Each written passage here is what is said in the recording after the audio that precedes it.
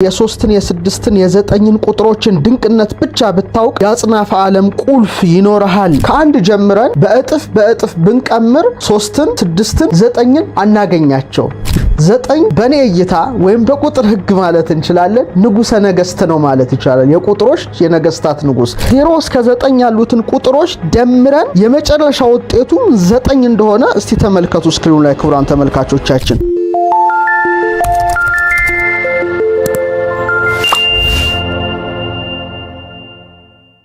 ክቡራን ተመልካቾቻችን ዛሬ የምንነጋገረው ስለ 3 ስለ 6 ስለ 9 የቴስላ ቀመር ሲፈታ በሚል ርዕስ ይሆናል። አስታውሳለሁ ከአመታት በፊት ስለዚህ ነገር አቅርቤላችሁ ነበረ። ዛሬ ግን የ3ን የ6ን የ9ን ምስጢር በኢትዮጵያ ፊደላት ጭምር ነውና ምንቃኘው። ቆይታችሁ ከኔ ጋር ይሁን። ሐሳብ አስተያየታችሁን ላኩልኝ። ይሄንን አቀርባለሁ ባልኳችሁ ጊዜ በጣም በርካታ ጥያቄዎችን በውስጥ መስመር ልካችሁልኝ ነበረ። በተከታታይ ልንዳስሰው እንችላለን። በዛሬው መርሃ ግብራችን ግን በተለይ 3ን 6ን 9ን ዳሰስ እናደርጋለን። 9 ላይ ደግሞ ትኩረታችን አድርገን ከኢትዮጵያዊው ምስጢር አንፃር ከዓለሙ ሳይንስ አንፃር በተለይ ከቀመር ህግጋት አንፃር እንዳስሳለን። በያላችሁበት ቆይታችሁ ከኔ ጋር ይሁን ለማለት እወዳለሁ።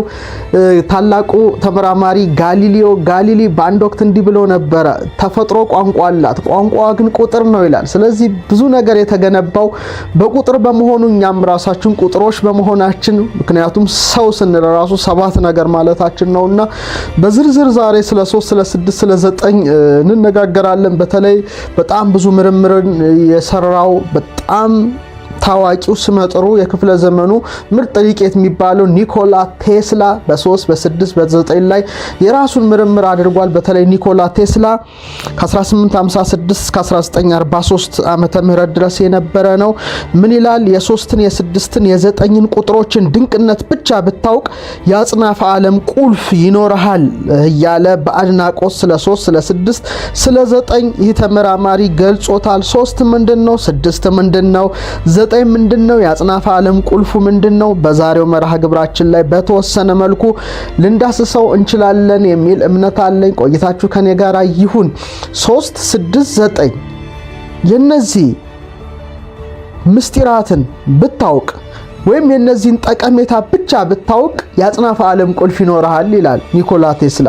ለምን 3ን መረጠ? ለምን 6ን መረጠ? ለምን 9ን መረጠ? አሁን ምስጢሩን በዝርዝር እናያለን። ቆይታችሁ ከኔ ጋር ይሁን። በተለይ የዛሬው መርሃ ግብራችንን ከኢትዮጵያዊው ሳይንስ ጋራም ለማገናኘት እሞክራለሁ። 9 በኔ እይታ ወይም በቁጥር ህግ ማለት እንችላለን ንጉሰ ነገስት ነው ማለት ይቻላል። የቁጥሮች የነገስታት ንጉስ። 3 6 9 ግን በልዕልና ያለውን ዓለምን ይወክላሉ። እንዴት ይወክላሉ? ከዚህ በመቀጠል ምናየው ይሆናል።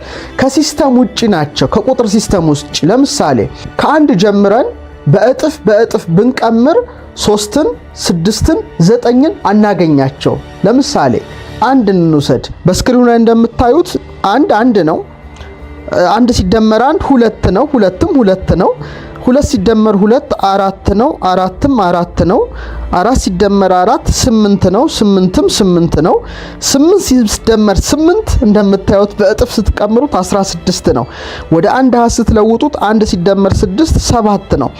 16 ሲደመር 16ም 32 ነው። 3 እና 2ን ወደ አንድ አሃዝ ስትለውጡት 5 ነው። 32 ሲደመር 32 64 ነው። 6 ሲደመር 4 10 ነው። አሁንም 10ን ወደ አንድ አሃዝ ስትለውጡት 1 ነው። 64 ሲደመር 64 128 ነው። 2ን 8ን ወደ አንድ አሃዝ ስትለውጡት 11 ነው። 11ንም ወደ አንድ አሃዝ ስትለውጡት 1 ሲደመር 1 2 ነው። ክቡራን ተመልካቾቻችን እስቲ ልብ አድርጋችሁ ውጤቱን ተመልከቱ። 1 2 4 8 7 5 እንደገና አሁንም እጥፍ እያደረጋችሁ ብትሄዱ 1 2 4 8 7 5 እያለ ይሄዳል። በእነዚህ የእጥፍ ብዜት ውስጥ በእነዚህ የእጥፍ ድምር ውስጥ 3ን 6ን 9ን መቼም አናገኛቸውም። 3ን 6ን 9ን መቼም አናገኛቸውም። ስለዚህ ከዚህ ቁጥር ወይም ከነዚህ አቅማራት ሲስተም የወጡ መሆናቸውን ትረዳላችሁ። አሁን የድምር ብዜታቸውን አይተንም 3 6 9ን አተናል። እስቲ ደግሞ ለሁለት በመሰንጠቅ ወይም በመክፈል እነዚህ ቁጥሮች አሁንም እንደማይገኙ እስቲ በሂሳብ እናረጋግጥ። ስክሪኑ ላይ እንደምትመለከቱት አንድ ነው። አንድን ለሁለት ስትከፍሉት ወይም ስታካፍሉ 0.5 ይሆናል። 0 ሲደመር 5 አሁንም 5 ነው። እንደገና 0.5 ለሁለት ስታካፍሉ 0.25 ይሆናል። 2 ሲደመር 5 7 ነው። አሁንም 0.25ንም እንደገና ለሁለት ስትከፍሉት 0.125 ይሆናል። 1 ሲደመር 2 ሲደመር 5 እኩል ይሆናል 8 ነው። አሁንም 0.125ን ለሁለት ስታካፍሉት 0.0625 ይሆናል። 6 ሲደመር 2 ሲደመር 5 13 ይሆናል። 1 ሲደመር 3 4 ነው። እንደገና ደግሞ አሁንም ለሁለት ስትከፍሉ 0.03125 ይሆናል። ይሄንንም ወደ አንድ ስትለውጡት ብቻ 2 ይሆናል። በአጠቃላይ 1 2 4 8 7 5 እየተመላለሱ በመደመርም በመከፋፈልም የሚመጡ ሲሆኑ 3 6 9 ደግሞ ያው ከሲስተም የወጡ ናቸው። ስለዚህ 3 6 9 ከሲስተም ወይም በአፋ ያሉ ናቸው ብለን ማየት እንችላለን። ክቡራን ተመልካቾቻችን በመደመርም በመሰንጠቅም በመክፈልም አላገኘናቸውም ማለት ነው። እንደሚታወቀው አተም 99.99999 ባዶ ስፍራ እንደሆነ ይታወቃልና እስቲ ከ9 እንጀምር። ከንጉሠ ነገሥት 3 እና 6 ሌሎቹን ቁጥሮች ሲመሩ 9 ደግሞ 3 እና 6ን አንድ ላይ አካቶ የሚቀምር ከባድ ቁጥር በመሆኑ እንዴት በአጽናፈ ዓለም ውስጥ ወይም በዩኒቨርስ ውስጥ እንደሚገባ ከዚህ በመቀጠል በዝርዝር እናየዋለን። ለዚህ ነው የ3ን የ6ን የ9ን ቀመር ምስጢር ብታውቅ የአጽናፈ ዓለም ቁልፍ ታገኘዋለህ የሚለው ተመራማሪው። 9 ዓለም አቀፍ መንፈሳዊ ህገጋት ይሉታል ተመራማሪዎቹ። ዩኒቨርሳል ስፒሪቹዋል ሎስ ይሉታል። ስፒሪቹዋል ኢንላይትመንትም መንፈሳዊ አብርሆት ይሉታል። ኢነር ዊዝደምም ወይም ውሳጣዊ ጥበብ ይሉታል። ስፒሪቹዋሊቲ ወይም መንፈሳዊነት ይሉታል። አሁን ስክሪኑ ላይ ማሳያችሁን ልብ አድርጋችሁ ተመልከቱ። ከ0 እስከ 9 ያሉትን ቁጥሮች ደምረን የመጨረሻ ውጤቱ 9 እንደሆነ እስቲ ተመልከቱ ስክሪኑ ላይ ክቡራን ተመልካቾቻችን። ይሄ በጣም ነው የሚያስደንቀው። 0 ሲደመር 1 ሲደመር 2 ሲደመር 3 ሲደመር 4 ሲደመር 5 ሲደመር 6 ሲደመር 7 ሲደመር 8 ሲደመር 9 ስንት አገኛችሁ ክቡራን ተመልካቾቻችን? 45 አገኛችሁ። 45ን ወደ አንድ አሃዝ ወይም ወደ አንድ ዲጂት ስትወስዱት 4 ሲደመር 5 ምን ይሰጠን? 9 ሰጠን። ይሄ በጣም አስገራሚ ነው። በጣም አስገራሚ ነው። እንደገና 9 ቁጥርን አውጥተን ከ1 እስከ 8 ያሉትን እስቲ ደምረን እንይ። 1 ሲደመር 2 ሲደመር 3 ሲደመር 4 ሲደመር 5 ሲደመር 6 ሲደመር 7 ሲደመር 8 ስንት ይሰጠናል? 36። 3 ሲደመር 6ን እንደገና ስንደምረው ወደ አንድ ዲጂት አውርደን 9 ይሰጣል። ቁጥሩ ከባድ መሆኑን ምንም ቁጥር ቢቀመር ከ9 እንደማያልፍ በዚህ ተረድተናል፣ አውቀናል። ስለዚህ ኢነር ዊዝደም ወይም ውሳጣዊ ጥበብ የሚያሉበት ምክንያት ከዚህ የተነሳ ነው። አሁን ደግሞ በእጅጉ ወደሚገርመው ስሌቱ የ9 ስሌት ልውሰዳችሁ። ስክሪኑ ላይ ተከታተሉ። ምንም ቁጥሮች ከ9 ጋር ስታባዙት መጨረሻ የሚሰጡት ውጤት 9 መሆኑ ደግሞ ቁጥሩ ምን ያህል ታላቅ እንደሆነ ትረዳላችሁ። ለምሳሌ ስክሪኑ ላይ ላስቀምጥላችሁ። 2 ሲባዛ 9 ስንት ነው? 18 ነው። 1 ሲደመር 8 አሁንም 9 ነው። 3 ሲባዛ 9 27 ነው። 2 ሲደመር 7 አሁንም 9 ነው። 4 ሲባዛ 9 36 ነው። 3 ሲደመር 6 አሁንም 9 ነው። 5 ሲባዛ 9 45 ነው። 4 ሲደመር 5 እኩል ይሆናል 9 ነው። 6 ሲባዛ 9 54 ነው። 5 ሲደመር 4 9 ነው። እንዲህ ያላችሁ ስክሪኑ ላይ ተከታተሉት። ለምሳሌ 10 ሲባዛ 9 90 ነው። 9 ሲደመር 0 አሁንም 9 ነው። 11 ሲባዛ 9 99 ነው። 9 ሲደመር 9 18 ነው። 1 ሲደመር 8 መልሶ 9 ነው። 13 ሲባዛ 9 117 ነው። 117 ማለት ነው። ስደምሩት አሁንም 9 ነው። እንዲህ እያል ኢንፋይናይት ቁጥሮችን ሁሉ በ9 አባስተን ውጤቱን እስከ መጨረሻው ብንደምር ተመልሶ 9 ይሰጣል። ይሄ ምን አይነት ሚራክል ነው! በቁጥር ዓለም እጅግ አስገራሚ ነው። ከ9 ውጪ እንደዚህ የሚሄድ ቁጥር ኬት ይገኛል? ስለዚህ ሌላው ከ9 ጀምረን ለ2 እያካፈልን ብንወርድ ወደ አንድ አሃዝ ብንለውጠው መልሶ 9 ነው። አሁን በማባዛት ነው ያየነው። አሁን ደግሞ ለ2 በመክፈል ደግሞ እስቲ እንመልከተው። 9 9 ነው።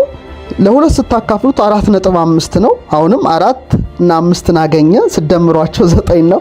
አሁንም 4.5 ለሁለት ሲከፍሉ 2.25 ነው። 2 ሲደመር 2 ሲደመር 5 አሁንም 9 ነው። እንደገና ደግሞ ለሁለት ስትከፍሉት ይሄም 1.125 ይሆናል። 1 ሲደመር 1 ሲደመር 2 ሲደመር 5 አሁንም 9 ነው። እንዲህ እያላችሁ መውረድ ነው ክቡራን ተመልካቾቻችን። ስክሪኑ ላይ እንደምታዩት 0.5625 ይሆናል። 1.125ም ስትከፍሉት አሁንም ይሄም ወደ አንድ አሃዝ ስትለውጡ 9 ነው። 0.5625ንም ወደ ሁለት ስትከፍሉት 0.28125 ነው። ይሄንንም ደምራችሁ መጨረሻ ውጤት ስታገኙ 9 ነው። እንዲህ እያላችሁ የፈለጋችሁትን ቁጥር ለሁለት እየከፈላችሁ የዘጠኝን ማለት ነው ስትከፍሉት የሚሰጠው ውጤት መልሶ 9 ነው። ይሄ በጣም ይገርማል። አሁን በማካፈል እንዳየን ደግሞ ከ9 ጀምረን እጥፍ እያደረግን ብንሄድም ወደ አንድ አሃዝ ብንለውጠው መልሶ 9 ነው። ለምሳሌ 9 ነው። 9ን እጥፍ ስታደርጉት 18 ነው። 1 ሲደመር 8 አሁንም 9 ነው። 18ን አሁንም እጥፍ ስታደርጉት ሲደመሩት 36 ምንም 3 ሲደመር 6 9 ነው። 36ን እጥፍ ስታደርጉት አሁንም ሲደመሩ 9 ነው። 72ን እጥፍ ስታደርጉ 144 ነው። 144 አሁንም ሲደመሩት ክቡራን ተመልካቾቻችን 9 ይሰጣል። እጅግ ይገርማል። ስለዚህ በማባዛትም በማካፈልም በማጠፍም ከ9 የሚያመልጥ የለም። ለዚህ ነው 9 በቁጥሮች ላይ ንጉሠ ነገሥት ነው ማለት እንችላለን። አሁን ይሄ ተመራማሪ የ3ን የ6ን የ9ን ድንቅነት ብቻ ብታውቅ የአጽናፈ ዓለም ቁልፍ ይኖርሃል ይላል። 3 እና 6ን የሚመራው 9 ነውና 9 በዕለታት ውስጥ አጠቃላይ ታይም በሚባለው ወይም ጊዜ በሚባለው መስፈርት ውስጥ ገብቶ ሁሉንም ሲመራ እስቲ እንመልከት። ይሄ በአጋጣሚ ሊሆን አይችልም ክቡራን ተመልካቾቻችን። አጋጣሚ የሚባል በቁጥር ሕግ ውስጥ የለም። በሰማያዊ ዓለም አጋጣሚ የሚባል የለም። አጋጣሚ የሚባል ነገር በፍጹም እንዳታስቡ። በጊዜያት ሁሉ ታይም በሚባለው ኮንሰፕት ላይ ቁጥር 9 ንጉሥ ሆኖ ታዩታላችሁ። እስቲ ፋክቱን በስክሪኑ ላይ ተከታተሉ ክቡራን ተመልካቾቻችን። በቀንም በሳምንትም በአመትም ውስጥ ያሉ ሴኮንዶች፣ ደቂቃዎች ሁሉ ውጤታቸው ተመልሶ 9 ነው። ለምሳሌ በአንድ ዕለት ውስጥ ያሉት ደቂቃዎች ብዛት 1440 ደቂቃ ነው። 1440 ስንት ሰጠን? 9። በአንድ ሰዓት ውስጥ ያለው የሴኮንዶች ብዛት 3600 ነው። 3 ሲደመር 6 ሲደመር 0 ሲደመር 0 መልሶ 9። በአንድ ዕለት ውስጥ ያሉ ሴኮንዶች ብዛት ስንት ናቸው ክቡራን ተመልካቾቻችን? 86400 86400 ሲደመሩ 18 ይሆናል። 18ን ወደ አንድ አሃዝ ስታወርዱት 1 ሲደመር 8 አሁንም 9። ሚራክል። በአንድ ሳምንት ውስጥ ያሉ ደቂቃዎች 10080 ነው። 1 ሲደመር 0 ሲደመር 0 ሲደመር 8 ሲደመር 0 አሁንም 9 ይሆናል። 9ን የሚያመልጥ የለም እና ፈጣሪ የጥበብ ቁጥር አድርጎ የቀመረው ቀመር ነው። በአንድ ሳምንት ውስጥ ያሉ ሴኮንዶች 604800 ይሆናሉ።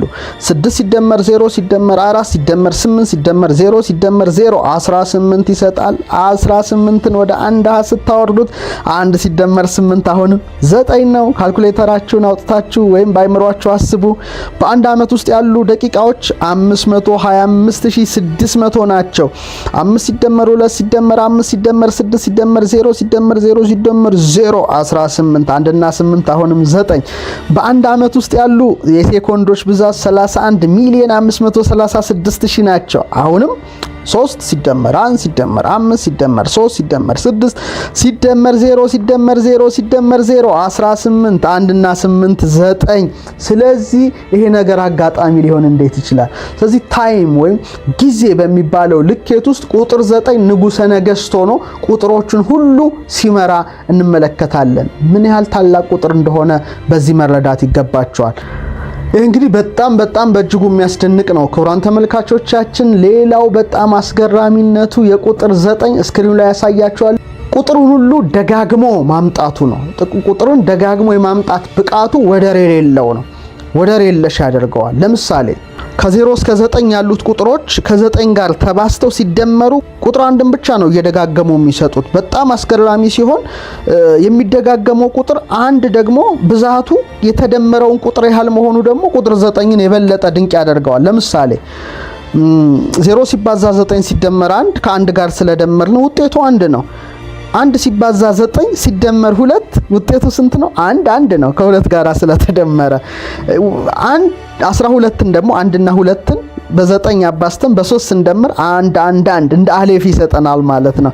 1 2 3 ሲባዛ 9 ሲደመር 4 ደግሞ 1 እንደዚህ እያላችሁ እስከፈለጋችሁት ለምሳሌ 1 2 3 4 5 6 7 8 9 ሲባዛ ለ9 ሲደመር ለ10 ብታደርጉት 10 ጊዜ 1 ታገኛላችሁና በጣም አስገራሚ ነው ክቡራን ተመልካቾቻችን። ስለዚህ ከ0 እስከ 9 ያሉትን ቁጥሮች በአጠቃላይ ከ9 ጋር ተባዝተው ሲደመሩ ቁጥር 1ን ብቻ እየደጋገሙ መስጠት የቁጥር 9 በቁጥሮች መካከል ያለውን ከፍተኛ ንግስና የሚያሳይ ነው።